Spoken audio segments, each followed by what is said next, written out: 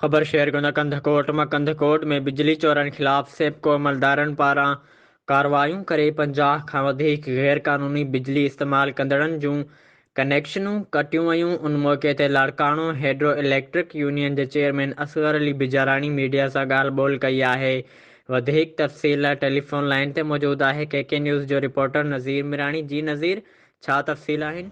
जी Larkana division hydro union जे chairman Mir Asghar Ali बिजराणी media सां ॻाल्हाईंदे चयो त हुन हुकूमत में हर मज़दूर परेशानी वारी ज़िंदगी बसर करे पियो, जेको महांगाई जी चकी में पिसिजी रहियो आहे, जंहिंजे भरपूर मज़म्मत कजे थी। हुन चयो त असां पंहिंजे वापडा मज़दूर सां हर मोड़ ते संदसि गॾु आहियूं। वफ़ाक़ी हुकूमत IMF जे चवण ते महांगाई करे पई, जंहिं करे ग़रीब अवाम जी चेल चिॿी करे छॾी आहे।